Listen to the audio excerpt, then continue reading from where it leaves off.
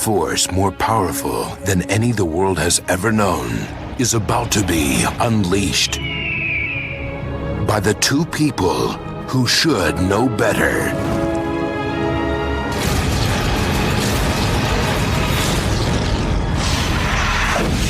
The Mummy returns.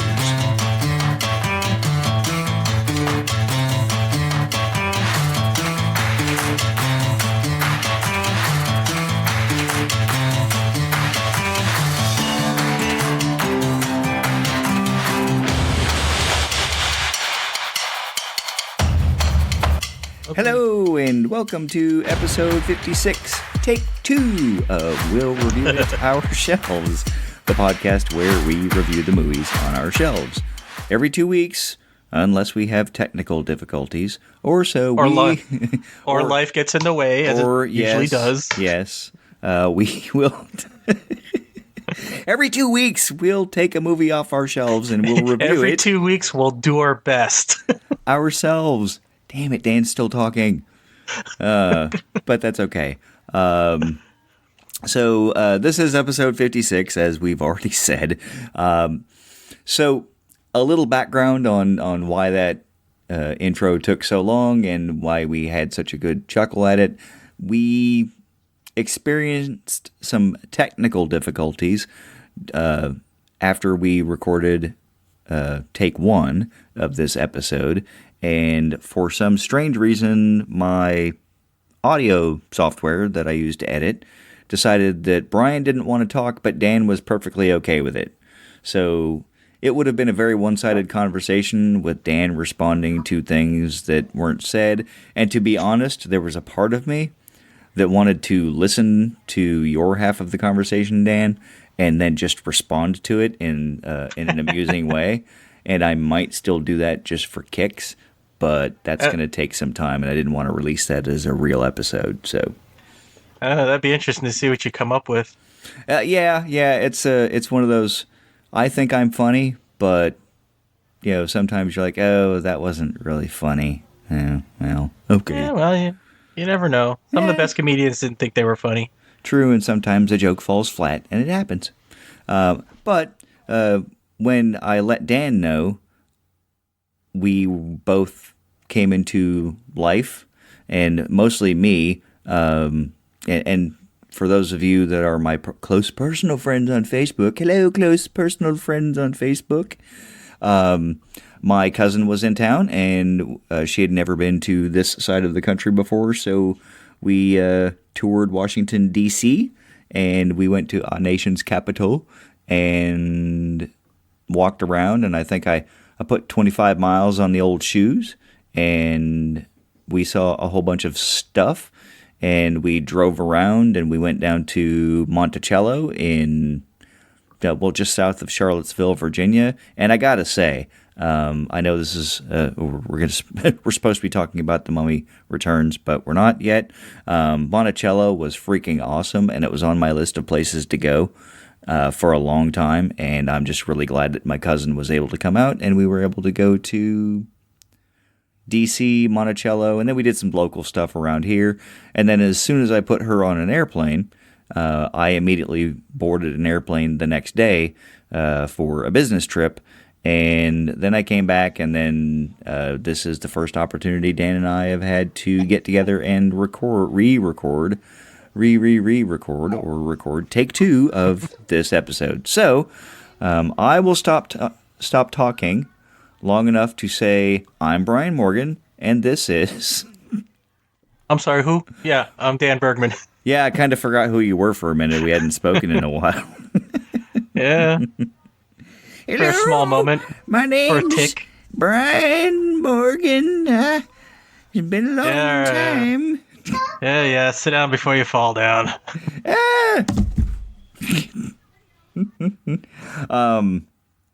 So we didn't get any particular feedback on our silent running episode that I pulled up. So when I say that, we recorded some feedback, and we did get some personal feedback, and I honestly didn't have it prepared for this recording, so we'll have to get back to that. But thank you for the listener feedback. Well, We do I do appreciate it. believe our Canadian friend, Mr. Nice, spoke of in response to my descriptions and ruminating about why the ships were constructed the way they were, and there was something along the lines of corporate, making a lot of space for the cargo, not a lot for the crew. Also acknowledging, I guess, the construction of submarines would be very similar to spacecraft because the premium of space versus the cost of construction and everything. So that was Mr. Nice, and I think listener Jeff also kind of chimed in along those lines as well. Yes, I believe we called him Rodney because that's what the Google Translate or Google transcription service on the Google Voice number gave us.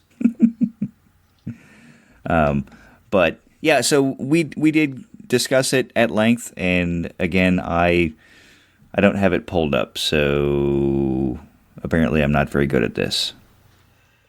Well, this is the first time something like this has happened, so we're just kind of learning as we go. Yeah, well, this is the first time something specifically like that has happened. But I recall episode 1, our Casablanca episode. I believe we had to record that one 3 times. So, but that was really, really the learning process. We were still figuring out how computers worked and if we banged rocks together. I do remember we recorded the Ghostbusters episode twice, but I think that's because I didn't like discussions that I conducted, the things that I said. I wanted a do-over. Yep. Ah, the infamous do-over. Lovely. But now we're on a it's no coincidence. It's almost Halloween, and we're talking about a cursed episode with a cursed movie. The Mummy Returns. Yeah, which interestingly enough, I went back to my notes and I did dig those up, and I know that in our previous conversation there were a couple of things that I forgot to say. So take 2 kind of gives me an opportunity to go, oh, I missed talking about that. Give it a little polish. Yep. Well, I don't know about that, but Well, I know you usually ask this question, but seeing that I don't have this on my shelf, I'll ask it. How did it get on your shelf? Well, that's a very good question, Dan. It seems to be the entire conceit of this podcast is how movies got on our shelves and why we're reviewing them. Wow, that sounded really dumb. Okay, we'll keep that in, but that's fine. Well, we enjoyed the first one. When I say we, I mean Christy and I, because this movie came out in 2002 or something like that?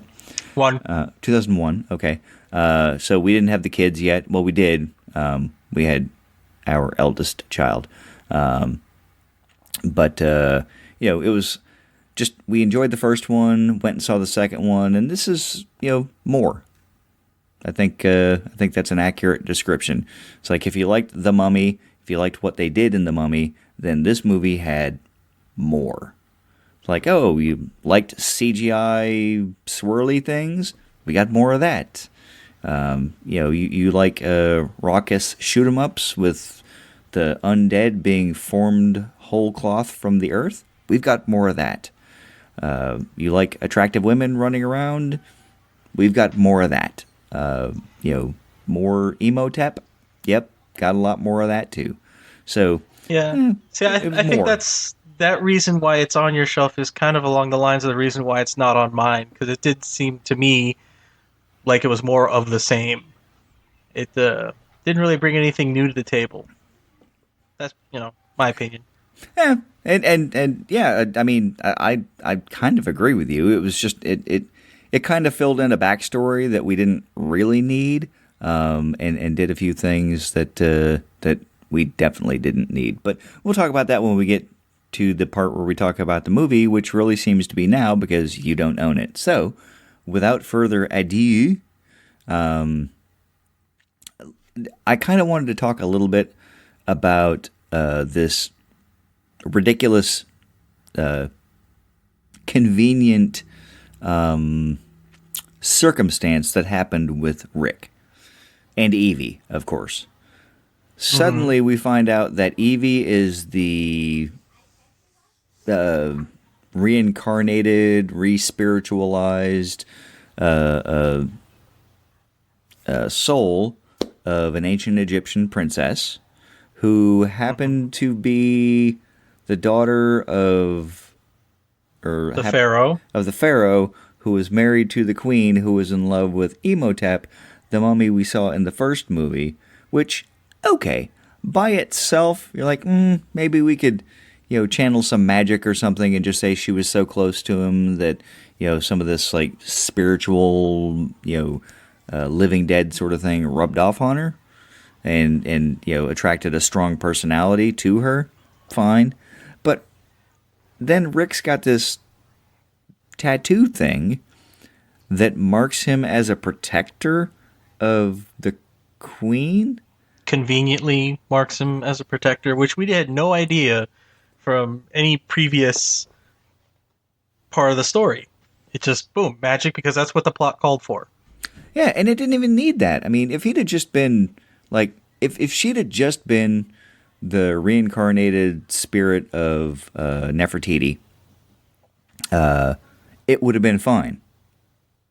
Like, okay, I'll believe that, and then he's, along for the ride because he's the husband.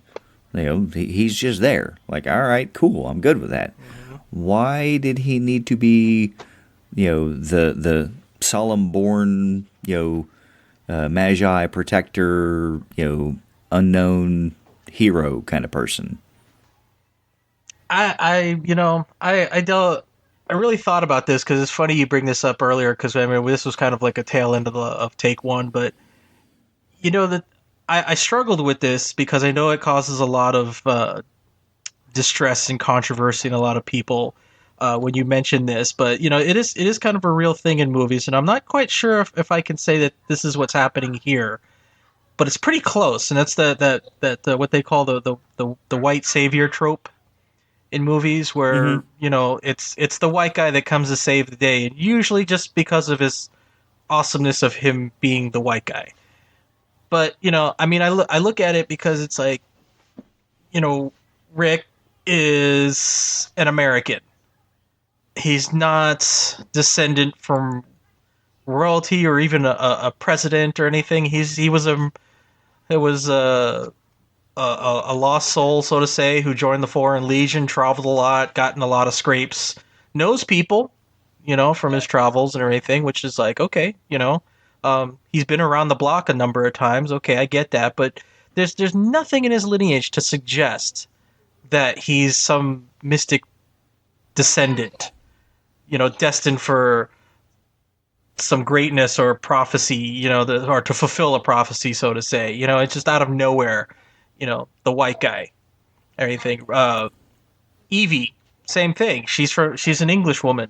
I would almost buy that in this story if somewhere down the line they had mentioned that one of her ancestors married, in his or her travels, married an Egyptian.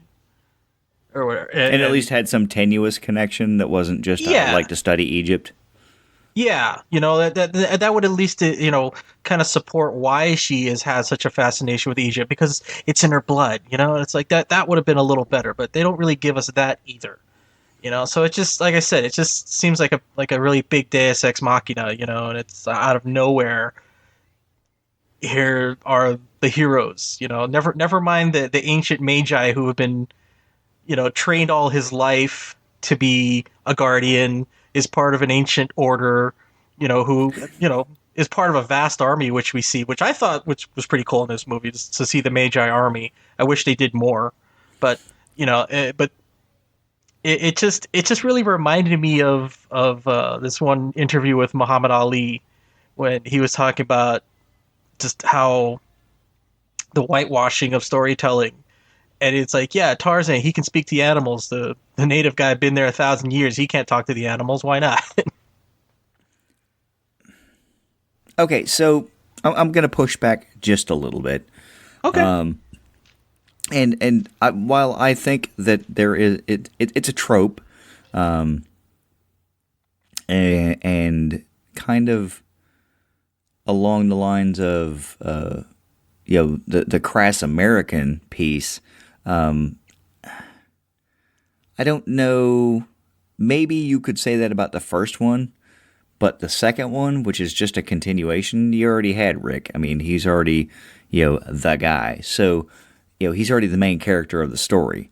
I don't necessarily buy into 100% the convenient, like, great white hype piece. It is true that it does happen. We go back in time to John Wayne portraying Genghis Khan. Like, kind of wrong there. But I don't think that everything has to have that label applied to it. So I don't necessarily know that it fits in this scenario. Well, and I agree. That's why I said I'm kind of wondering if the label for this particular label fits. But it's still the fact remains is like, yeah, it's the white guys who come save the day, not the ancient warriors who have been holding the watch or standing the watch for the last 5,000 years. So well, yeah, and that's an interesting point. Again, one of the casual tropes that are thrown about in movies is the heroic outsider, which I suppose is a variation on the great white hero or whatever trope that you were talking about. But there's plenty of movies where the hero, the chosen one, if you will, comes from some humble, unrelated beginning. Like, oh wow, so yeah, I never knew my parents, blah, blah, blah, blah, blah. I was raised in an orphanage. I had to scrabble on the streets or whatnot, to make my way. It's a classic trope. It's an easy thing to build on. So, well, it's also great because I should say, okay, maybe great's not the right word, but it's popular because a lot of times it is somebody who comes from a very humble beginning who rises up to a hero status. And, audiences love that. They love to see the common person rise up. And I think in this case, in The Mummy Returns, again, Brendan Fraser comes from a very humble background. He's nobody special. Like I said, he's been around the block and everything. So that in of itself, I would understand. It's like, and the him being white would have been irrelevant. It's just the humble like you said, the humble outsider taken under the wing of the mystic magi and saying, you know what, you're here, you're going to help, and rising up to hero status. You must come with me if you were to learn the ways of the Force. Yeah, and I would have accepted that a lot more. But to make him all of a sudden the mystic heir or whatever, and it's like, oh yeah, that tattoo which nobody noticed before, Yeah, that wasn't even in the previous movie that I recall. And that's the thing, had this been like an initial movie, had this been the first one, and they said that, he was an orphan or whatever, blah, blah, blah, and his parents were like, what is the damn Tom Hanks movie, with, he plays Robert Langdon, the Da Vinci Code. Okay. He finds this girl, and turns out that she was the thing that he was searching for the entire time. But her uncle or whatever, she had a falling out because of something, blah, blah, blah, blah, blah. She came from, well, I mean, she was rich, but she came from a questionable background, and there was no real outlining of why she might be special. She was just someone whose uncle died or whatnot, and she was trying to figure out what was going on and that sort of thing. And it turns out that the reason her uncle died is because he was part of a secret society that was protecting her, blah, blah, blah, blah, blah. If you'd have said his parents were that, like in the first movie or something, I don't know, my parents, died or something, if they'd have alluded to it, fine. If that had been the one thing that they did, that would have been fine. But they did the dual thing. It was like, you just took something that I probably would have pushed the I believe button and rolled with, and you doubled down on it and added two things, and now you're like, well, here's a really big I believe button. So that was kind of an issue for me. Mm-hmm. And then he just happens to run into Evie in the first movie, and now she's the reincarnated queen, or at least channeling her. That just seemed a bit much. Yeah, I agree. And then we totally dropped that line of thought in the third movie, which is ironic because we're reviewing this trilogy backwards. But yeah, so that was kind of what I wanted. My biggest beef with the movie, aside from all of the, it was outlandish. Like I said, it was more.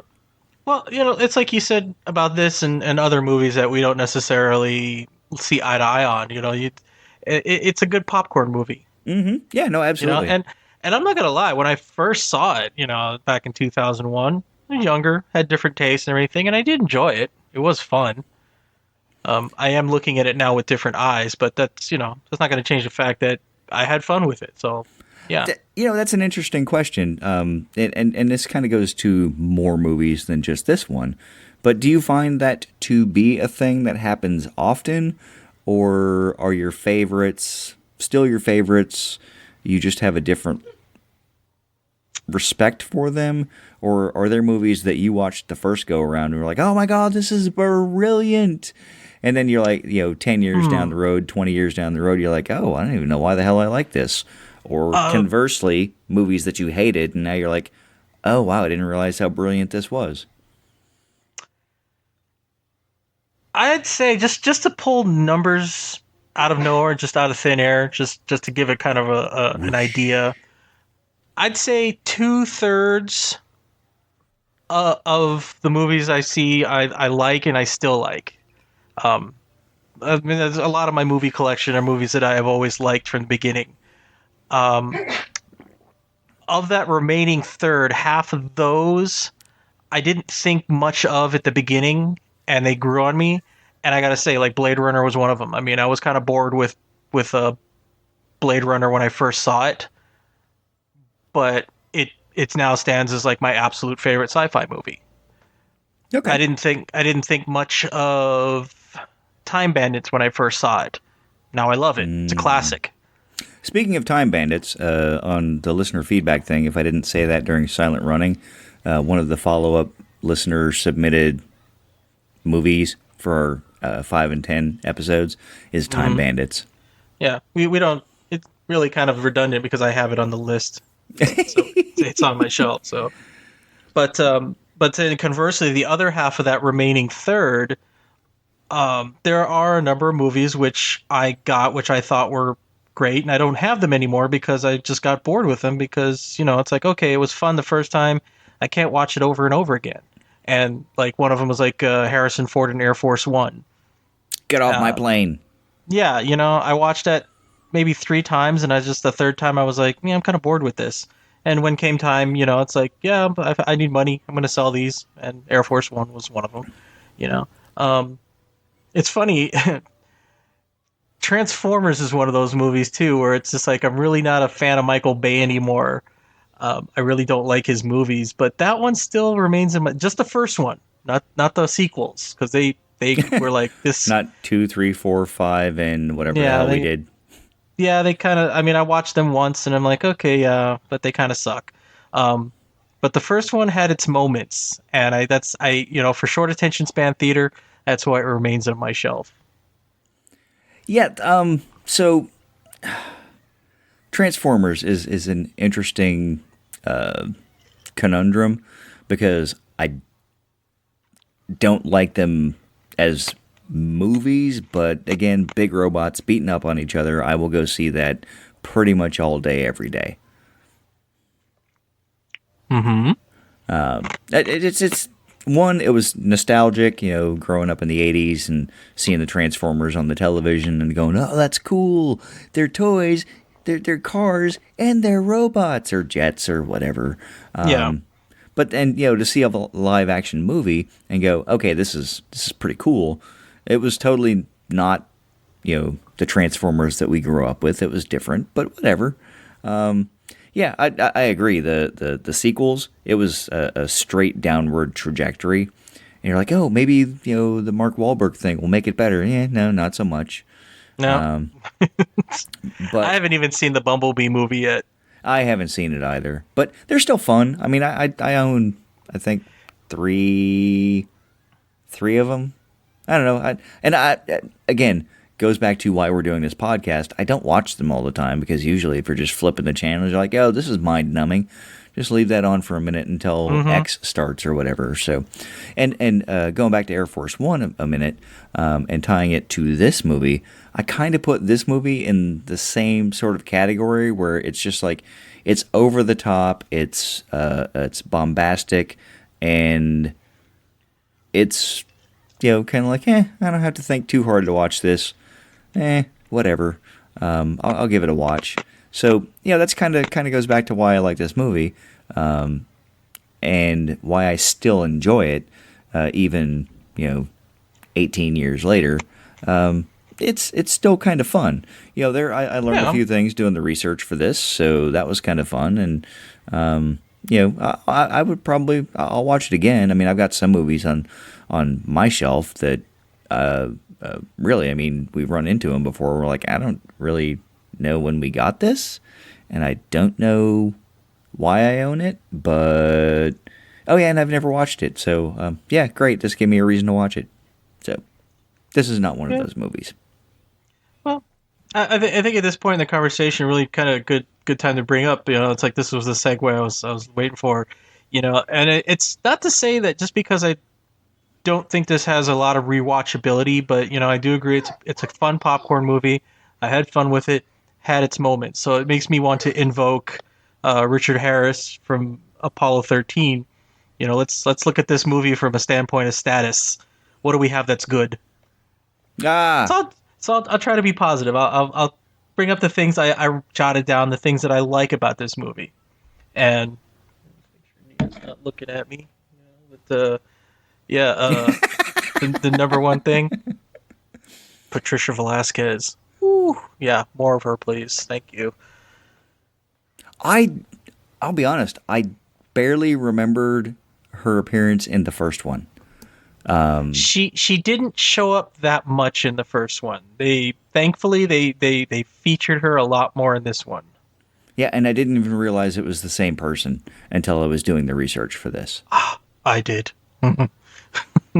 She's a very attractive woman, and I looked up her IMDb. She does a lot of not for her foreign language films, but for us foreign language films. She's working. She's busy.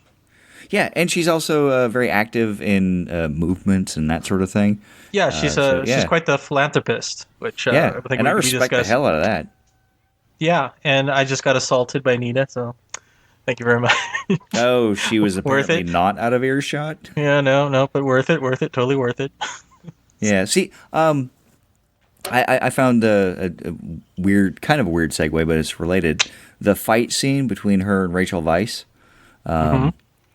was them. So they apparently rehearsed that for like 5 months, like back and forth, like both fight scenes. There were the two big ones. Actually, I think there were 3, but whatever. They rehearsed and rehearsed and rehearsed, so they didn't use any stunt women, which, okay, great, we put a stunt woman. Some stunt women didn't have a job, but, I think it made that part of the action really good because it was them, and they were, really into it, and kind of that made that piece much better. Speaking of good things in the movie. Yeah, I guess you could put that akin to the use of practical effects versus CGI. Like you said, yeah, it added so much more to it. It just I don't know the word exciting, but I mean it just made it better. Yeah, it's kind of one of those things where I don't usually notice the shift to the stunt person in movies, but there's some things where you look and you're like, okay, that's so totally not X and so, doing that. And when they do their own stunts, it makes it more real, I guess. I mean, not that it's not fantasy fiction in the first place, but still, it just adds something special to the movie. Oh my God. Okay, wait, this went down. I'm like clicking through her her shots on our IMDb page. Apparently, she made an appearance in 2004 on The Apprentice. It's a picture of her and Trump. Oh, okay. Sorry. Oh. Okay. Well. I still like her. Yeah. Did she win? She must not have won. I don't know. I didn't really look it up. I just saw that there was like a couple of publicity shots with her. So well, it's hard to be a philanthropist if you don't have money, and it's hard to be an actress of note without trying to put your name out there in places. So it is what it is. It is what it is.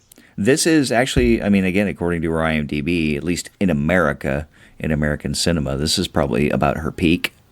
I hope not. I hope somebody else uses her, because apparently she was also in that. It wasn't a great horror movie, but she was in that I could never pronounce it correctly. The La Llorona. Sorry, for people who are that's important too, but I cannot pronounce it correctly. But yeah, apparently she was in that. So I mean, she's doing American titles. Oh yeah, I saw that on IMDb. I'm not big into horror movies. I think we've covered that. Yeah. Which is why there are very few horror movies on my list. And the ones we have reviewed, you've made me. So, well, you didn't make me. I mean, kind of knew it going in, knew it was a possibility. But yeah, so it's funny because speaking of things that were difficult to pronounce, all of the language stuff, it was like, okay, sure, it sounds ancient Egyptian to me. Anaxanamun. It's funny. I kind of look at her name on the subtitles, and you're like, that doesn't seem like that's how you pronounce that, but linguistically, I guess it makes sense and it sounds cool. Unfortunately, not very many people are adept in ancient Egyptian languages, and so movie makers can throw any kind of gibberish in there, and we buy it. Well, true. It kind of harkens to movie Die Hard. The terrorist squad, the robbery crew, whatever you want to label them as, they weren't speaking German. maybe one or two words they threw in there that make it to give it some credibility, but most of it was gibberish. And, again, 1988, I didn't know any better. I bought it. Yeah, sure, German. Yeah, East Germans. Yeah, it's all good. Alan Rickman, East German. Yay. They had German names. Karl, Hans. Yeah, exactly. And, what was the... Theo. You ask for miracles, Theo, I give you the FBI. Wow, we're totally quoting other movies in our talk about The Mummy Returns. We do that. Oh, yeah, we do. We go in tangents. We go down the rabbit hole, as it were. And well, this one was more of a gopher hole, but go on. Yeah, fair enough. But now I'm trying to think of Die Hard and going, does this make sense? It's a weird segue, but Die Hard is an action movie. Bruce Willis has done a number of action movies. Brendan Fraser has done a few. He's done a lot more comedic turns on things and a couple of serious turns. But in the action vein, one of the things that I generally tend to pay attention to, because it was drilled into me during several of the 1 to 4 week training courses that I went to, is trigger discipline. And I wrote it in my notes in one of the first scenes of the movie. They're going through the tomb, and they do a little bit of Rick's way, a little bit of Evie's way, and then she's like, yeah, whatever, blow it up, whatever you got to do, that's fine. But he's walking through the tomb, Rick is. And he's got his torch, he's got his 6-shooter, he's already got the hammer back, so it is, like, ready to go. All he's got to do is lightly tap that sucker and break the tension, and the gun's going off. And he has got his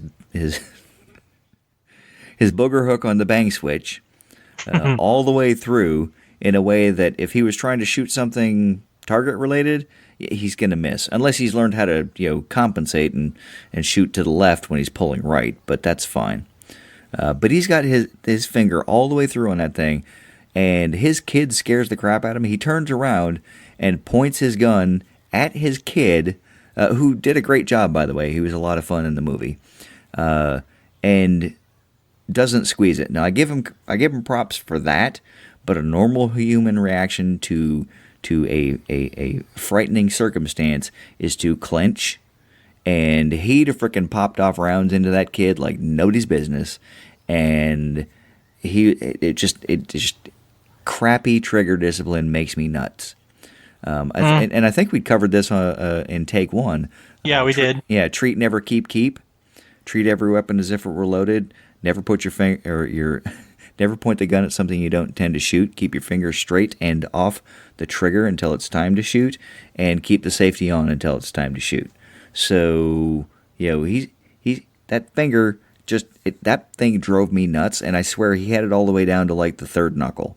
It was just buried in the trigger housing. So yeah, I think that's when you don't really spend the money on a technical advisor when you don't feel you need one.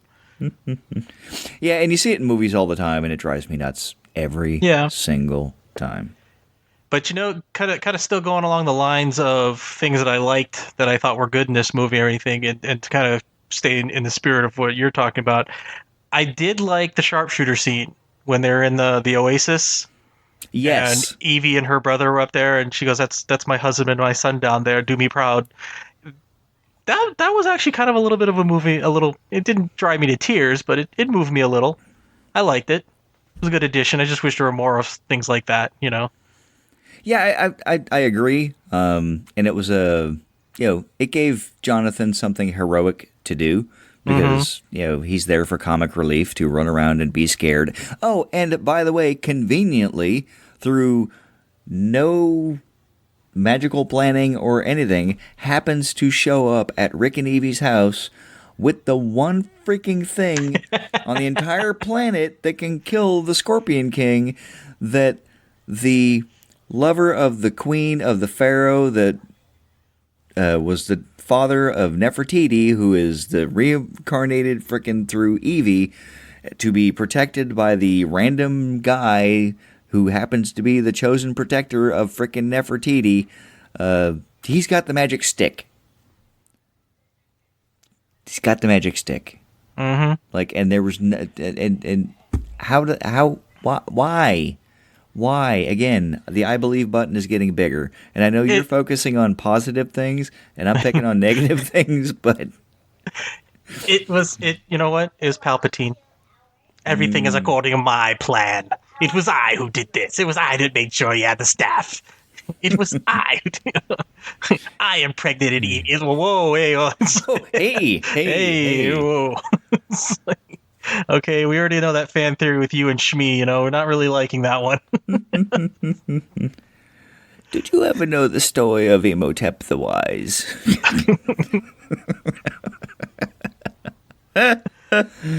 Oh my goodness. So yeah, so there's that. But yeah, just a lot of very, very coincidental things happen in this movie. And if you'd have taken like one or two of these things out, fine. If they'd have found it like at the tomb when they found the Book of the Dead, fine. Like, okay, cool, you've got the things you need. This is, Chekhov's spear or staff or whatever, fine. But to introduce it into the story randomly with no actual connection just seems a bit nuts. It refreshed my memory too. Was Imhotep even interested in having the scepter that turned out to be the magic spear? Because his whole plan was to kill the Scorpion King and take over the army so he could take over the world. But did he not know that he needed the spear? In which case, he should have known that. It's like, oh yeah, I need this, by the way. But instead he just was totally focused on the bracelet. Well, that was to get access to I don't think they figured out that the spear was the thing that would kill the dude until Rick stumbled upon a frickin' hieroglyph of himself or something. In fact, it had the tattoo.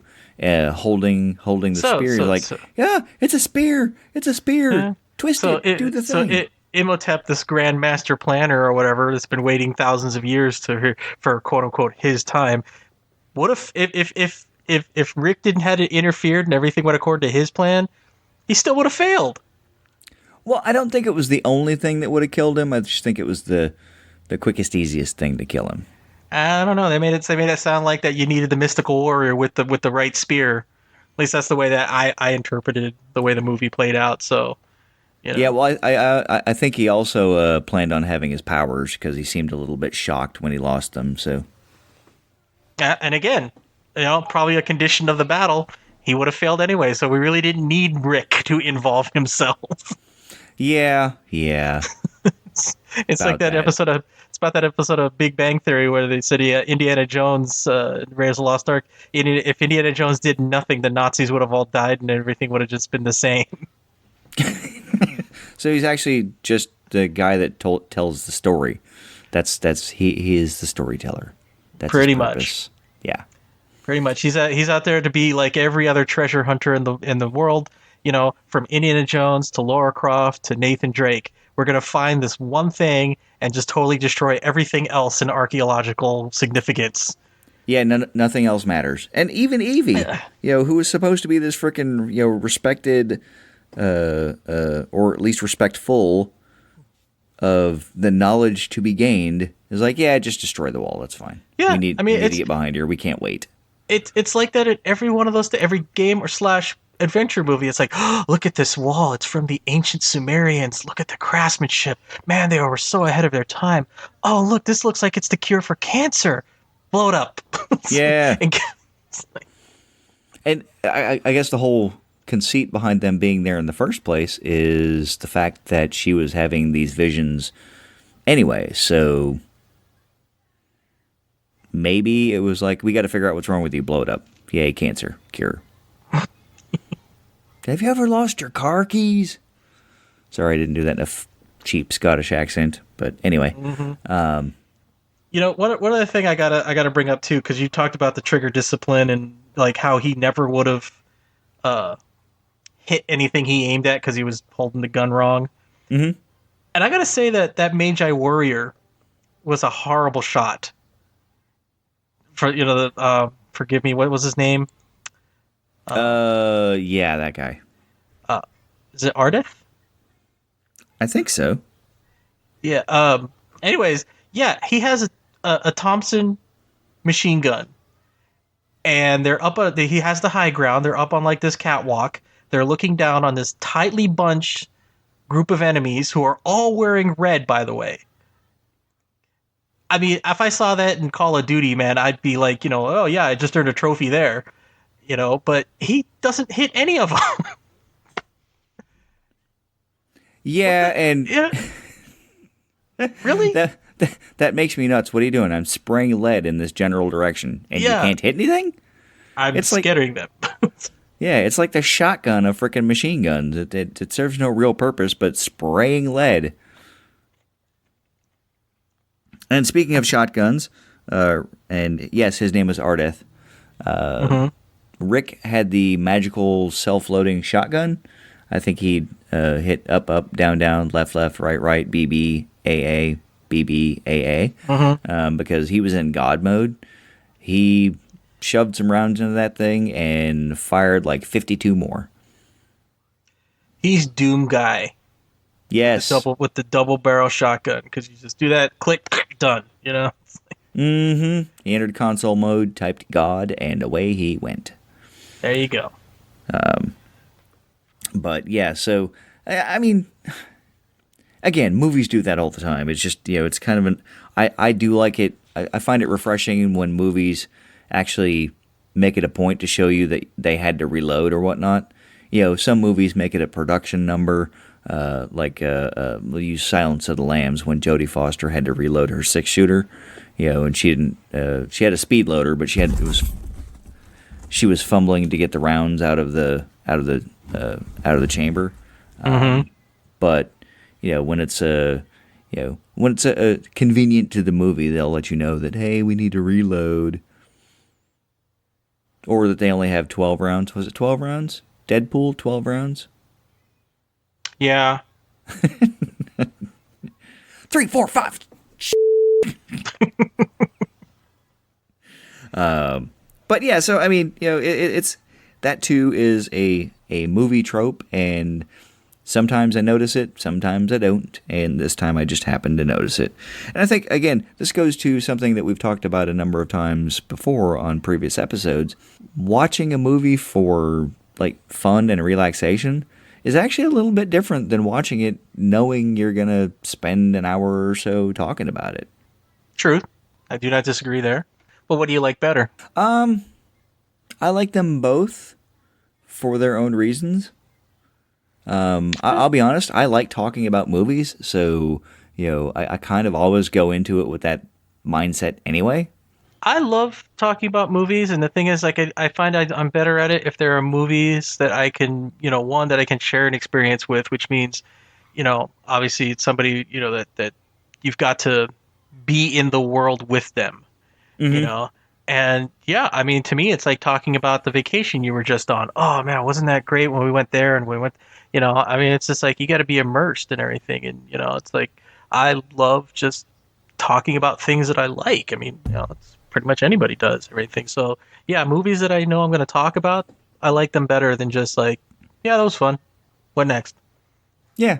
Yeah. And that's, I mean, and there are some movies that, just stay with you for, years and years, if not decades. So I got to admit, sometimes it's fun to walk out of a movie and like, what the hell was that? What in tarnation did I just watch? It's like when we went and saw The Happening and like, what the hell just happened?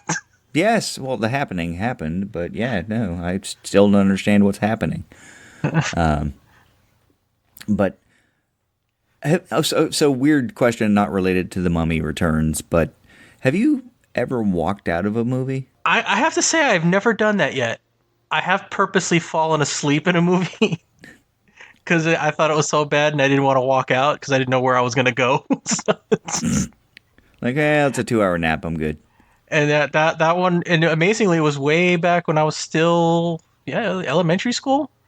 It was an old 80s movie, and the only two people I remember it was called Space Hunter, and somebody's adventures in the Forbidden Zone or something like that. And it was like, some Star Wars knockoff.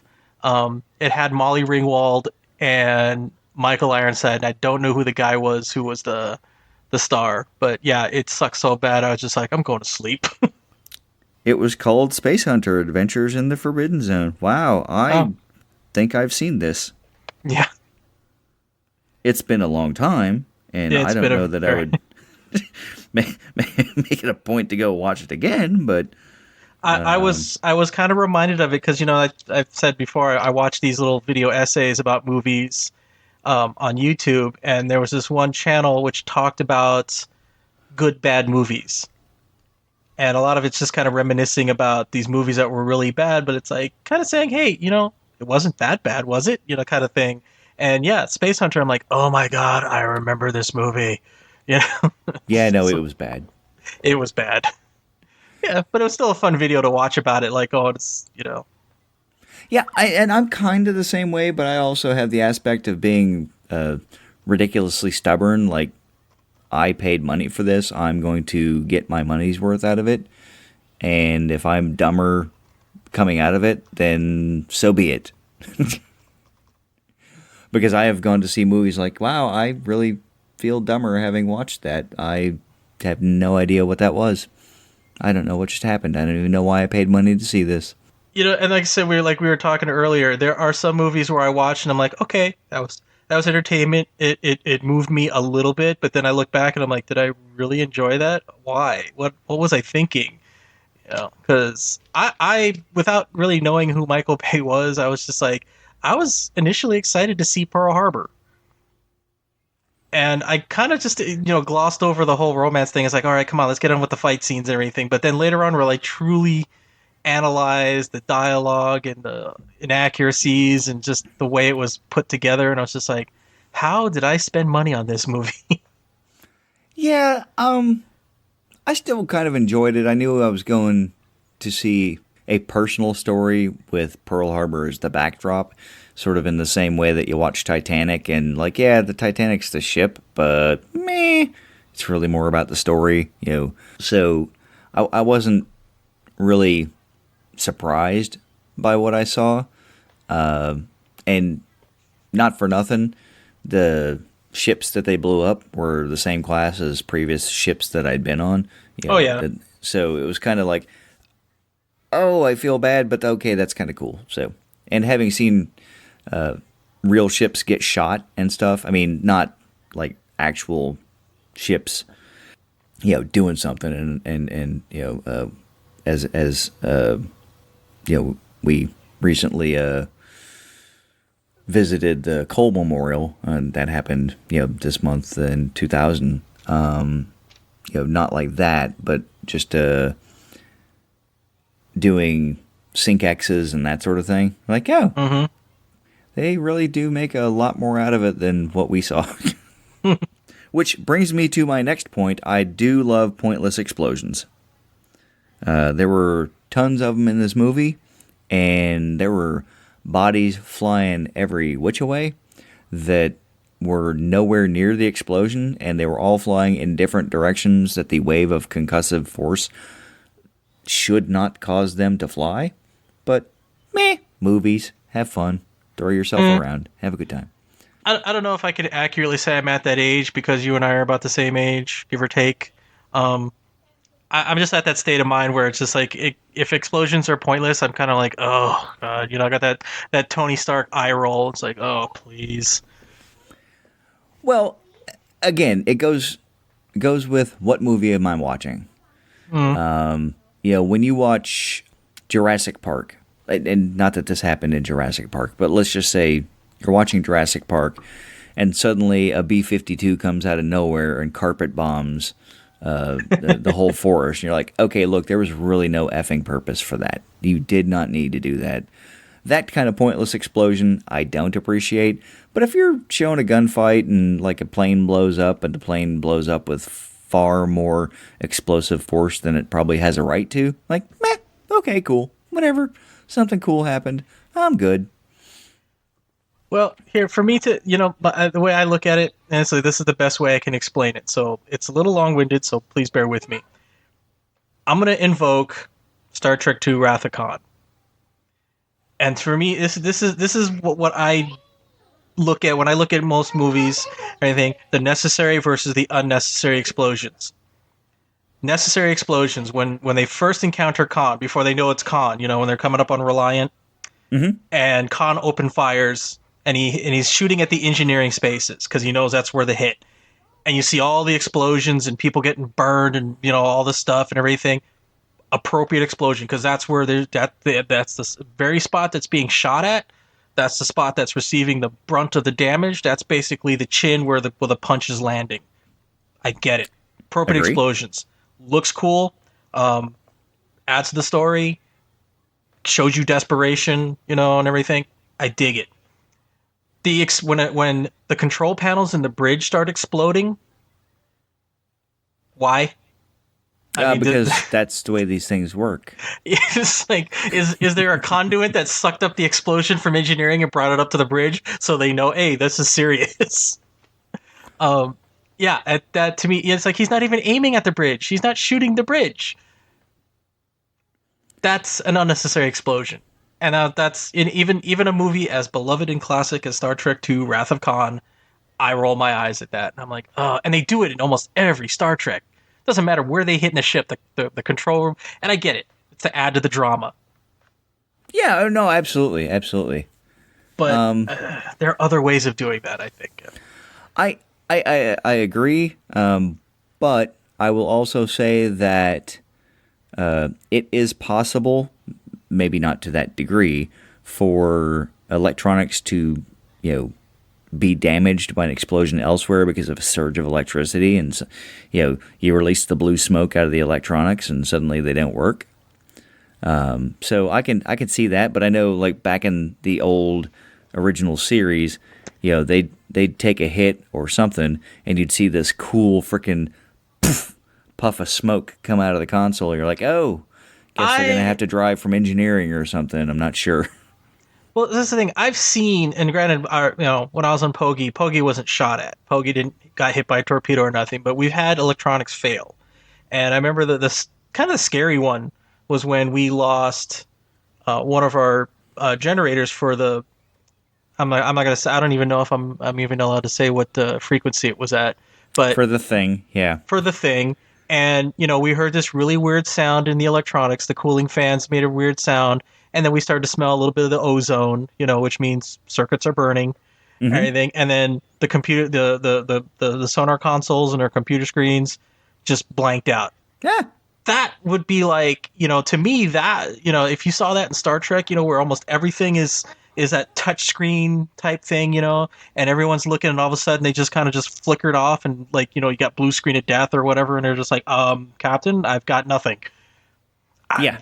That would invoke panic just as much as if it blew up in my face, I agree, but again, it's a quick cultural shorthand for this no longer works or this is damaged. So, because then you have to focus, you got to get your camera shot on the console to show that it's not working, and then you got to work in a line where it's like, my God, I can't lower the shield, or I can't raise the shield.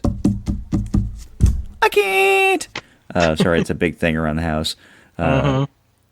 But it goes to a quick and easy shorthand of saying this is damaged, and it's like when in this movie when they show all of the explosions, like the airship. There's I don't remember if there's an explosion on there or not, but the quick cultural shorthand is they start sinking. Like, oh, well, I guess their airship is jacked up. They could say, like, oh, we're losing power or whatever, blah, blah, blah, blah. But in, a few brief, short visual seconds, you've shown the next struggle that they have to deal with. So, this movie does a lot of that, and there are a lot of things that, again, a lot of times the explosions are pointless. And again, like I said, I get it. It adds to the excitement, adds to the drama, and it looks cool. And everyone loves explosions. Yeah, it's like when Rick and Imhotep go in to fight the Scorpion King. Great, fantastic appearance by The Rock at the time, I think is what he had to put in the credits. But Dwayne Johnson. All of a sudden, the fires light up, and there's fire everywhere in this room that's not made of things that are generally considered flammable? Question mark? Like last time I checked, gold doesn't just light on fire. Stone doesn't just light on fire. So I would think all of the was it fissile? Is that the word? All of the burnable material would have gone up at like tinder, and then you'd have been in the dark. Maybe they had like liquid oil or something, but whatever. Well, but in this case, again, this would have been acceptable as saying, yeah, PFM, man, pure effing magic. And since we already know that we are in a universe that magic exists, and obviously the Egyptian gods exist, which does bring into question the status of other gods, because going back to the fact that we've already talked about the Curse of the Dragon Emperor, or Emperor, I believe was what we billed that as. That magic exists and the Chinese gods existed, I guess, question mark. What other pantheons of gods exist? Well, that's the thing that blew everyone's mind. I think, was it the game franchise God of War has it right. They all do. Yeah. Because the first set of God of War, he was in the ancient Greek pantheon. Now he's fighting Norse gods. But there was a hint in that game that showed, spoiler alert, people, that Egyptian, Japanese, Greek, Norse, and I want to say there was one other, but I can't remember what it was. But they all exist. They're all there. You just move from place to place. That's fine. What if they're just extra dimensional beings? Or And I think that's what they alluded to. But go on, or what? or what if they're alien parasites living inside of hosts, and they actually use pyramid-shaped objects as landing platforms, A la Stargate, eh? a la Stargate, based off of a wonderful book by Eric von Daniken, Chariots of the Gods. I've read it. It's a hoot. Don't believe a word of it, but it's a lot of fun. So. Oh, it is a lot of fun, and it's like one of those things where it's like, yeah, I don't know if it's real, but man, it'd be really cool if it was. Yeah, and it's a great jumping off story for a lot of things. So, that's part of the reason, like Egyptian mythology, kind of tying all this back together, fascinates us because it's conveniently located. Like Chinese mythology, some people know some stuff about it. But I would bet that if you walked up to someone on the street and said, "Hey, name a Chinese god," they'd be like, Whereas if you say name a Roman god or a Greek god, that one probably pretty good. Name a Norse god. I mean, Thor, is obviously Thor and Odin are recently in popular culture, but even so, I think most people would have at least thought of Odin or Thor. Egyptian gods, they've made their way into popular culture, but if you notice, most of those are European and on the Med, and that's because that's where we came from. So. For the most part, I mean, it's had the dominant influence into Western civilization has obviously been the West. So you get to Chinese gods and even South American stuff. Some people can name the Incans, the Toltecs, and the Mayans, but who knows about Quetzalcoatl or God bless, I just had the name there, but you named the one that I knew. So yeah. Well, do you know about Paradoxaquatl? I do not. Yeah, it's the Aztec god of shoot, I forgot what it was. I read about it. I was at a anime convention or something like that, and someone had the book Paradoxaquatl. It was the Aztec god of paradoxes or something like that, or of weird happenings. I forget the whole thing. It was hilarious at the time. I really screwed it up. It goes back to what I'd said in the beginning. I think I'm funny, but sometimes I'm not.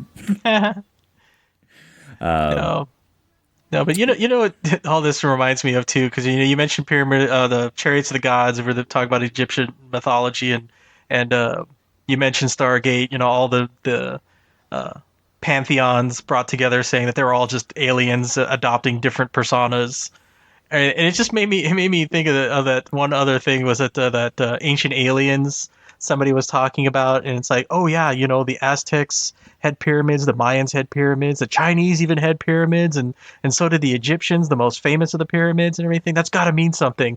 And somebody on Reddit interjected and says, yeah, that's the easiest way to pile up rocks and make them last a long time. Yes, it absolutely does have to mean something. We figured out how to put rocks on top of each other. Mm-hmm. Yeah, because the pyramids are thousands of years old, and then we figured out like, hey, wait a minute, we can make more complex structures. Look at this thing. We'll call it an arch. Look at this arch. Yeah, but see, that's the thing. They didn't last as long. So. Yeah. Oh, the aqueduct. Oh, let's build an aqueduct. Let's move water from one place to another. Overhead. It'll be great. You'll love it.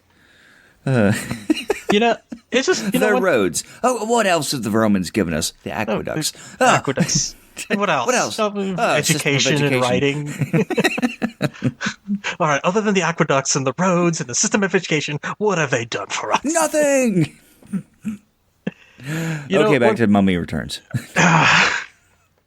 Though one thing I got to bring up though, and it's like again because we're talking about all these various things. I wouldn't say they're quite rabbit holes, but we're stepping in a bunch of gopher holes, and I just got to say though it is fascinating. It's one of those things where it's like I don't know if it's enough evidence to make me believe it, but it'd be so cool if it was true that that there's always something that they find in a lot of this archaeological digs and everything that suggests that there was something before the Egyptians. That the timeline always points to something about 10,000 years ago. And I remember Chariots of the Gods were talking about how the way the pyramids were, not just where they were built, but the way they were facing. And it's like, well, right now they don't face anything. But let's say they were observatories. What were they looking at? And it's like, well, they had to adjust the sky, based on the Earth's wobble. And they said, well, they were looking at constellations about 10,000 years ago. The Sphinx, looking over the horizon, looks at nothing right now. But if you turn the clock back 10,000 years, he was looking at the constellation Leo. And it's like, and you see that all over the world too. Everything points to 10,000 years ago. And it's like, am I the only one seeing this, man? This has got to mean something. I don't know what. I don't know what that guy's name is, but aliens. Yeah, aliens. Honestly, I'm not even subscribing to aliens. Maybe, because here's the other thing. There was this other documentary on Discovery Channel. It was called Life After People, and it didn't explore what would cause people to disappear, or what would be the cause of their demise or anything. It's just what would the Earth be like after everyone left, and it's just basically was a study in decay. Mm-hmm. And they said all evidence of our ever being on Earth on the surface would disappear in less than 10,000 years. So isn't that possible then if something was there around 10,000 years ago that all of that would disappear? That we didn't necessarily have a bunch of evidence left, maybe little bits and pieces that we dig up every now and again? I'm just saying. I don't know. I mean, I think a lot of our modern stuff would be gone. But I mean, the pyramids are, thousands of years old and they don't appear to be going anywhere. Maybe it would be covered by wind and time. I mean, I guess I kind of get that. Well, that's what I'm saying. Surface evidence, I mean, if you wanted any evidence to find out that human civilization existed, 10,000 years from now, you'll have to dig for it. But, yeah, probably. I don't know. It's just fascinating to me. And I that'd be interesting. Or Imhotep thinks he's on top of things and all of a sudden the even more ancient god shows up and I'm like, hey, who the hell are you? Yeah, well, that's just it. Imhotep isn't even a god. He's just a practitioner of magic. He's a practitioner of the dark arts.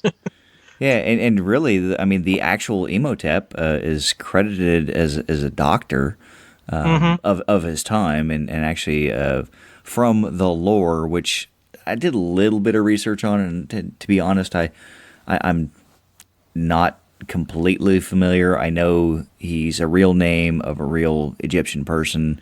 Gets credited with some things that maybe he shouldn't get credited for, but it's not like anybody was there to disprove it. Now, from my understanding, he was kind of considered a bit of a Renaissance man. He was a dabbler in everything, and he was like the early Da Vinci. Yeah, and some people even said that because his research into medical matters, if Egyptian society had been more prominent at the time, doctors today would be taking Imhotepian oaths rather than Hippocratic.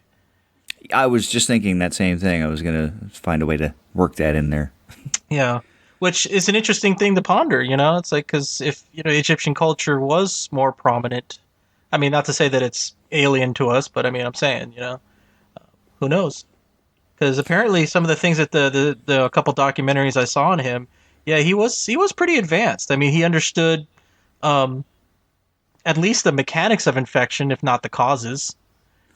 Yeah, I think he also understood the circulatory system better than a lot of people too. And I'm not sure if that was because he tore people apart after they were dead, or if it was like through the mummification process, and you just sort of figure things out. But column A, column B, who knows? Yeah, it could be. Yeah, interestingly enough, going back to my DC trip, I went up to the Smithsonian Museum of Natural History, and they have a very small Egypt exhibit, but that was kind of cool. And when I went through, I was like, oh, yeah, we got to re-record The Mummy Returns at some point.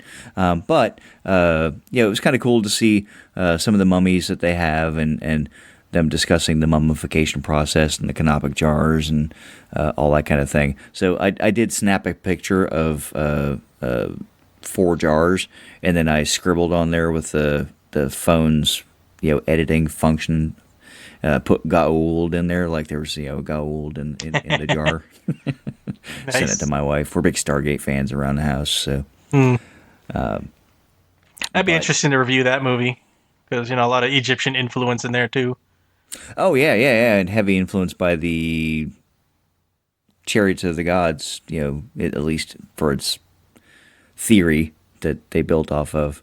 And interestingly enough, we own that movie. We own the Ultimate version, and we also own all 10 seasons of Stargate SG-1 in the box set with the big old Stargate on the front. So nice. I don't own any of the TV ones, but I do own the film, and I don't know if I have like the Ultimate Edition, but it's a special edition. Yeah, it didn't really add much. It added like 3 seconds. It was no big thing. Yeah. But we'll talk about that when we get to that. So I don't want to spoil what they added before we get to there. So one of the other things that I did kind of want to segue into, and this is the note that I took, when I watched the movie going around, the blimp thing. I mentioned it earlier. Did that remind you of like the Millennium Falcon after a fashion? It was like, yeah, it's a hunk of junk, but she's got it where it counts. I've made some special modifications. Like, wow, yeah, you really go fast with that blimp. All right, cool. I did not think that, but now that you mention it, it's just like it kind of falls into this whole thing where it's like, yeah, this movie kind of tries to really borrow heavy from other action movies that came before, and it doesn't surprise me then if like, yeah, okay, that's the Millennium Falcon, and because I mean I've already had the complaint, maybe not the complaint, the criticism that this is trying to be like another Indiana Jones. So it's Indiana Jones light. It's in the desert, rough and tumble guy, uses guns. Yeah. Calls himself, or at least Evie calls herself an archaeologist and everything, but ends up destroying more than she studies, Yeah, fair enough. No actual value to the archaeological dig. So that kind of going back to the blimp thing.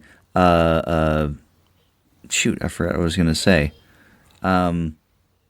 Millennium Falcon. No. I remember now. Going back to what we'd said earlier, or what I'd started with, this movie is more. So in the first movie, we had old World War I pilot trying to relive his glory days while he's flying through the desert with them on the wing doing their thing. And this movie said, well, you like the flying piece? Let's make it more. Let's make it a blimp. Yeah, and a blimp, and they can go up and down, and it goes really, really fast. So now we're going to chase them with... Wait, what did we do last time? We did sand with Imhotep's face? Let's do that and water. Let's do water, too. So, again, it was an exploration, I think, in what they could do with CGI. And in some parts it was successful, and in some parts it wasn't. Well, this kind of goes back, and this was one of my notes from take one and everything, and I'm glad we were able to... I was going to be like, yeah, if we get to it, great. If not, I don't need to repeat it. But, we already brought it up. So, yeah, CGI is horrible. If you say, wow, look at that CGI, it failed. I'm sorry. It may look good, but if you say that CGI looks good, no, it's terrible because you called it CGI. Well, okay, so you're looking at it through the 2019 lens, and in 2001... we knew it was CGI, but it's still, they hadn't really gotten to the point where they could do what they're doing now, where they de-aged Will Smith for Gemini Man. They de-aged Robert Downey Jr. in Civil War. They de-aged Kurt Russell not Kurt Russell. Well, yeah, no, they de-aged him. Michael too. Douglas. And Michael Douglas for the Ant-Man and for Guardians of the Galaxy. And I use those as the best examples. Jeff Bridges for Tron Legacy. Mm-hmm. Yeah, but even then, when the Scorpion King made his appearance during the climax of this film, even then I looked at it and I'm like, ugh. Really? It's almost like they blew the budget and everything else. Because, yeah, admittedly, when I first saw it, the sand effects, and even like in the first movie where the Imhotep's face was in the sandstorm, I thought, okay, yeah, that looks cool. Yeah, it was forgivable because the limitations, but it looked cool. And we had fun with it. But when the Scorpion King came out, I was like, no, that looked like full on plastic CGI. I mean, it looked like something I could do. It's like. Yeah, well, if you could do that, I mean, you probably get a job in the industry, and they could help learn you up on how to do it better. So yeah, maybe. But it's just even then I was just. Well, speaking of the Scorpion King, one of the things that I did have in my notes and I kind of wanted to go back to was, what the hell? What the hell? About? Okay, so the Scorpion King goes through this entire battle in the intro to the movie, so we can get to the point where finding the Scorpion King's lair or whatever is the thing we need to go do. But they go through this whole story about how the Scorpion King wants to take over the world, and he's winning. I mean, did you get that feeling in the very intro that he's winning, and he's got the army of Anubis behind him, and everything's going swimmingly, and then suddenly Anubis just says, and I'm done supporting you, and then enlists him in his service for the rest of his days, strangely enough, as an actual scorpion, even though Anubis is the jackal god? Yeah, unfortunately, that kind of ranks up to the Lord do work in mysterious ways. Well, and he is a god, so he's not Yeah. the god, he's just a god. I got nothing, man. It's just one of those things where it's just like, yeah, I don't understand why gods do what they do, apparently. Yeah. In any mythology. I do understand their vindictive nature and their selfishness, and yeah, okay, I understand that much. But then when they do crazy shit, it's like, I don't know. Yeah, it made me crazy because I'm like, it just didn't make sense. And then when you go to the spin-off movie, also starring Dwayne Johnson, where they go to his backstory, he's a good guy. He's trying to, he's like the last of his people or whatnot, and he's doing his thing, and he's trying to take down the bad guy. I'm like, when does he get this I want to take over the world motivation thing? Well, I think we discussed this in take one, and it's just like it was a matter of perspective.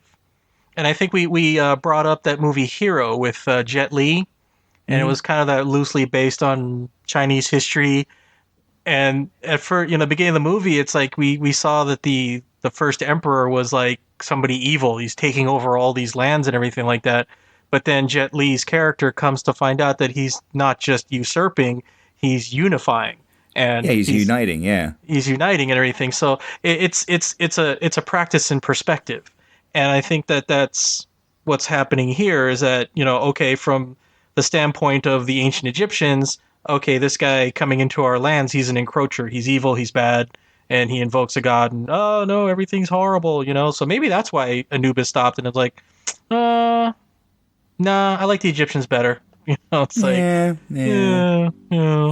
Well, I think one of the things I actually had in my notes was the Lord of the Rings Hobbit comparison that we'd made with Bilbo and the Ring, and the differences between the two movies or the two trilogies, where one is recollection, the other is embellishment, legend. Yeah, embellishment. So I think that's a fair comparison.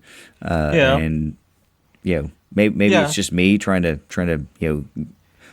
grouse about this movie just a little bit, but I mean, I said it's still fun. It's just there's a whole lot of I believe button pushing, and sometimes I'm okay with that. Yeah. So just to kind of finish that thought, though, it's like, because it's like when the Scorpion King was told from his perspective in his own spin-off movie, it's kind of his perspective, and of course he sees himself as this noble unifier, and I'm going to bring the people together and everything like that. And to him, the Egyptians are evil or whatever, and that's why he goes on this quest. But the Egyptians, from our perspective, because obviously we see Imhotep as evil because he killed the pharaoh, who, in our eyes, at least in this movie, was generally good. Yeah, he was at least benign. And of course his reincarnated daughter is one of the good guys. So again, that's why in this movie he's evil. His own movie, he's good. So well, we're all the heroes of our own story. So exactly. So that's my 2 cents. I hope it made sense, and I know I drove on a lot about that. So no. I think it did. The only thing that would have made this movie just a little bit more ridiculous, in the things that we've already pointed out, and I was just kind of thinking about it, is if Rick had been one of like the palace guards or something, or a suitor of Nefertiti, back in the day, and he'd have been reincarnated that way as well. I think that would just put the icing on the cake, and I would have said I probably wouldn't have watched this movie ever again if that had been the case. But while I was watching this movie, it occurred to me that I don't know how you feel about the movie Mannequin, but it is quite honestly one of my favorite movies. It's just I can watch that movie over and over and over again and still not be bored. It made me laugh once. But this movie, The Mummy Returns, is the love story that Mannequin could only hope to be, where you've got a 5,000-year-old princess. Nice. In modern times. So the only thing missing was Hollywood, and I was trying. I guess maybe Jonathan would be the closest thing to Hollywood, but no, not so much. Yeah. I just remember that one line from the movie from Mannequin was like, "Look at the man with the dummy. Who are you to criticize?" Oh no, I look at the it's no dieting's no use, honey. It's those jelly donuts. They called me in the night. Hollywood, come and get me, Hollywood. Yeah. There are lots of little parts from that movie that still make it into my usual litany of or repertoire of standard movie go-to lines. But anywho. Well, yeah, that actually was like one of the last things that I had in my notes, except to say that I did like, and we haven't really spent a whole lot of time on the kid. Weird segue about the kid, just from a timeline perspective. He couldn't possibly be as old as he is if the movie follows the timeline that it puts out in the beginning of the first movie and in this movie, which is like 1928, 1934 or something like that. Yeah. So, like, their timeline is a little bit off, but meh. I mean, really, only people that pay like really serious close attention to that, caught it, because it never occurred to me that was a thing. Like, whatever. But I thought the kid did a good job. I mean, he was, lovable. He was a lovable little scamp when he needed to be. Actually, of the list of things that I have to say are good about this movie is that he was not annoying. He was not Jake Lloyd. Oh, yippee! Yeah, no, he played a good part. I'll give him that. And sorry to invoke Jake Lloyd, but that's a pop culture thing. I don't necessarily not like Jake Lloyd, but I understand why the pop culture backlash. So if you're listening, Jake, sorry. Yeah.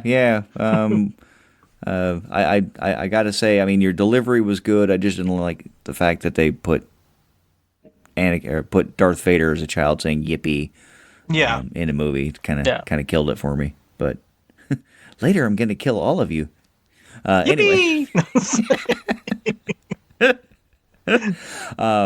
But yeah, no. The kid did what he needed to do. He got the ball rolling by putting the bracelet on, and he's the emotional hook for Evie and Rick to get them passionate about fighting the mummy again. I had thought in the first one that his soul was forever condemned, but apparently it doesn't really matter. Maybe we'll see another one. I know Brendan Fraser said he'd be up for doing another one, so I hope Brendan Fraser makes a comeback. I don't call it a comeback because he never left. Oh, wait, yeah. No, sorry. I've been here before. That's all I know. So. Yeah, that's how you. But no, I mean more than I know. Yeah, I mean he's gone through a lot. There was that whole thing where he was part of the Me Too movement, so to say. Not necessarily an active participant in the protest, but an actual victim of wrongdoings of certain Hollywood elites. Yeah, and that's it's interesting that you say that, because often we focus on the female victims without realizing that there are male victims too. Yeah, and he got kind of and not just that. There was also the raw deal that he got from the producers of Journey to the Center of the Earth. Because he was in the first one, and sadly he wasn't in the second one. That's because he was trying to hold out for his friend who was the director of the first one, and he said, I'd like to work with him again, and the studio said, nope, screw you, we don't want him, and now we don't want you. And oddly enough, they brought in Dwayne The Rock Johnson to take over his spot, which is really weird because he's not a bad guy, but that's Hollywood for you. Yeah, well, I like The Rock. I've got a story about that I'll tell you in a second. He's a good dude from what I know, and I know people that have met him, personally and stuff. But is it just me, or is he kind of like the Schwarzenegger of the 80s, where it's like, hey, The Rock's in a new movie. Doesn't matter what the movie's about. It's got The Rock in it. Let's go watch the new Rock movie. That's a fair comparison. Yeah. Yeah, and I know we've discussed, that there's not a lot of actor marketing that occurs nearly as much as it used to back in the day, where it was like, hey, let's go see the new Schwarzenegger movie or whatnot. Again, didn't matter what it was. So-and-so was in it. People were probably going to go see it. But the modern day equivalent is Dwayne The Rock Johnson. Do we see The Rock getting more top billing? Like, because I remember when Schwarzenegger movies came out, it was Schwarzenegger Predator or Schwarzenegger Conan. It was just like, it was his name before the title. I don't know if it's that way, but I know most of the movies that he's prominent in are heavily billed as, Dwayne Johnson's in this movie. Like Skyscraper, Rampage, there's been a lot of, and I'll call it the way I see it. I haven't seen the movie, so I don't know that they're actually crap, but I avoided them because they look like crap. I'm like, I'm not watching that. Like, that looks like garbage. But Jumanji, I mean, he's kind of got, like the lead billing in that. I haven't seen that, but that silly eyebrow arch. Yeah. But I was going to say, I haven't seen Jumanji yet, but that one actually, it looked like, at least the trailers, it made it look like that they used his persona wisely. That it wasn't just he was just a big muscle guy. He was the avatar of the video game, and he was, and inside there was the little meek nerd. I'll see if I eventually get to seeing it. I'll let you know if that assumption is true. Yeah, I might pick it up if it's on Netflix or one of them streaming services. I might give it a watch. Yeah, I am curious about it. I just haven't gone out of my way to go see it yet. But so speaking of Dwayne Johnson, The Rock, and I did talk to listener Jeff about this beforehand. So because I didn't want to say something, tell a story out of line that was not my story to tell. But round about 2002 or so, Jeff's son, who was 16 at the time, passed away from cancer. And prior to that, they'd been combating the cancer for some time, done some heavy chemo, radiation, all that kind of stuff. And they knew that the odds were low of survival because it was particularly malignant strain of cancer. And Josh did Jeff's son did the Make-A-Wish thing, and he was big into wrestling, and he wanted to meet The Rock. So they do all the paperwork, and The Rock shows up at their house, and they got to spend an afternoon or a day. I don't remember the exact length of time, but he was just a down-to-earth, genuine dude. By all accounts, it was like, there's the persona, and at the time, I think he was still in the WWE, or WWF, I think we could call it then. So there was a little bit of that, but I mean, he was just down to earth and talked to Josh and Jeff and the family, and really made a long lasting impression on Jeff, in particular, listener Jeff, and it's kind of one of those, like, I really can't say anything bad about the guy. I mean, from all accounts, he's a good dude, and I know he did a good thing for a very good friend of mine. So, nothing but love and respect for the dude. Oh, absolutely. I mean, I'm not like a big follower. I'm not like in the tabloids. I don't watch TMZ or anything like that. But you know what? His name never appears in any scandal sheets. At least not that I've seen, So, yeah, nothing but love for the guy. I have heard similar stories that you just told, and where he really goes out of his way to meet fans and do these uh, meetups and everything to just try to make somebody's life a little better just by being present. It's like, so yeah, no, kudos. Yeah, and I like I said, I know he had a very minor part in this movie, but it really was kind of him breaking out of wrestling and kind of getting into the picture shows. Well, didn't they greenlight his spin-off movie before this movie was even released? Did they? I don't know know. I know it was pretty quick. I don't know if it was before it was released or shortly thereafter, but it was pretty quick. Yeah, I think it was one of those like, oh, they really liked him in this movie. Let's show more of him. Which kind of goes again back to the theme of this movie, which is more. Oh, you like that? Here's more. You like this? Here's more. Oh my God, explosions! We've got more. So, yeah, but that was actually the last thing that I had in my notes. Did you have anything else you wanted to talk about? No, I think there's one little minor thing, and it was just a thing of the things that I liked. Just that scene in the Oasis, the little creatures that were in there, just kind of reminded me of the little Zuni fetish in a movie called Trilogy of Terror with Karen Black. I think it was from the 70s. It was an anthology of 3 separate stories, and the last one is where Karen Black plays this woman who picks this little wooden doll that looks like those creatures that in the Oasis. And unfortunately, to deform to horror movies such as that, it's cursed. It has the soul of an ancient juju witch doctor who's also very murderous and everything. And of course, she breaks the seal that lets him come out, and she's being chased all over the house with this little Zuni fetish wielding a butcher knife. For a kid, now we laugh at it, but as a kid, man, that shit was funny as all hell. Well, you were laughing at it then too. Then. Well, no, at first it kind of scared me, but the more I watched it, and the more I got into horror movies, the more I found that it was pretty funny. But it's classic, and like I said, these little creatures kind of made me remember that, so I did like that. So that's yeah, my. I didn't really. Yeah, go ahead. I was saying that was my closing statement of the movie on a positive note. Yeah. Well, I'm gonna spin that into a little bit of a negative. I didn't really understand the point of any of those except to take out the red robed bad guys. Okay.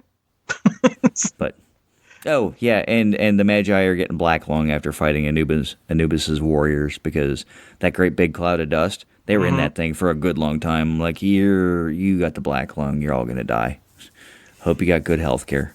Yeah, there is a detail about that. When they're being charged by this Anubis's army, and they're getting ready. They think this is their last stand, and all of a sudden, when they turn to dust at the last second, and the dust kind of clears, you see they're kind of crouching. And I'm like, really? That was your last stand stance? Is crouching? Like, don't pay me enough, or whatever. I would expect that you'd see a couple guys swinging a sword at nothing, going, "What just happened?" Well, maybe they're gonna take out the legs. Yeah, maybe. Yeah. Okay. So if you owned the movie, shock me, surprise me, where would you put it on your shelf? This would be GP. I mean, I'm sorry. No. It's just it's just that nothing special. If I found it in a $2 bin, maybe I'd buy it and put it there and just say, yeah, once in a while we'll watch it. I don't know. Yeah, or watch this little piece or that little piece, kind of like the short attention span theater thing that you do. Mm-hmm. But I'm sorry, it's like, but that's the thing. I don't think even for that, there's not very moments in this movie that I would want to watch for short attention span theater. There's only a couple of spots that I really look forward to when I watch this movie, and quite honestly, it's that fight scene that I spoke of with Nefertiti and Oksana Moon, where they're fighting with the Sais, which interesting timeline. I'm not sure how Sais got to Egypt, but I could be misremembering the histories. Maybe they were there. I don't know. But I agree. I would put this movie in general population. it is what it is. It's a good popcorn fluff movie. It's not a great popcorn fluff movie. It's just good. Like, it entertained me for a couple hours, and I don't watch it often enough to say this is one of my go-tos. But if it's on, I'll leave the television on and not avoid it. So, GP. Maybe even slightly to the latter half of GP, edging towards like just above the fourth shelf, if you will, out of 5. But yeah, it's kind of fun. Brendan Fraser is a good dumb action hero. He's just a big gorilla, isn't he? He's just a big dumb ape. Yeah. By the way, too, it's like I can't watch that scene at the end when Imhotep is calling for Aloga Simone, and then she runs, and that look on his face was like, I actually felt sorry for the guy, man. Yeah. Especially when Evie rescued Rick, and you're like, see, now that's a love story right there. That's love. And Imhotep's like, you treasonous bitch. Never mind, I'm just gonna go now. All right, take me to hell. It's better than what I'm feeling right now. Yeah. Okay, so now that we've discussed where this is going to go on our shelves, we kind of did listener feedback, and I know we were working on putting it like towards the end, but we're going to leave it kind of in the front. But if you want to leave us some listener feedback so I can forget where I put it on a retake, hopefully we won't have to do a retake again. You can reach us at WRIOS2016MR@gmail.com, at the phone number that we put in the show notes each and every single time on our Facebook page. And we would like to see our rating improve on iTunes. So if you want to leave us a lovely 5-star rating, if you have the iTunes, then please, by all means, do so. And with that, shall we find out what we're watching next time? Well, this is take 2, and we kind of already know from the random generator, and I've already watched the movie, so let's just go ahead and let them know what it is. Okay, we are watching, and I'm including the Muppets, Muppet Treasure Island. Muppet Treasure Island. Because I initially liked your reaction, so I still have that. I might include that after the closing credits. Okay, so with that, Dan, your movie-themed goodbye is? A couple of years ago, this would have seemed really strange to me. Fair enough. And which is ironic because we have been doing this for a couple of years, so. Yeah. So, good timing. Well, it was either that or, right, she's a reincarnated princess and I'm a warrior for God. Well played. I think we beat that horse to death, though. Yeah. Yeah, or that camel, I'm not sure. Okay. Anyway. With that, we'll see you in 2 weeks with Muppet Treasure Island.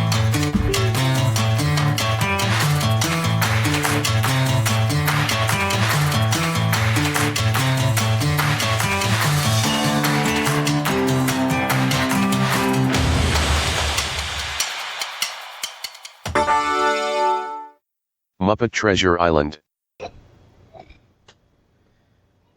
Okay. Yeah, I know.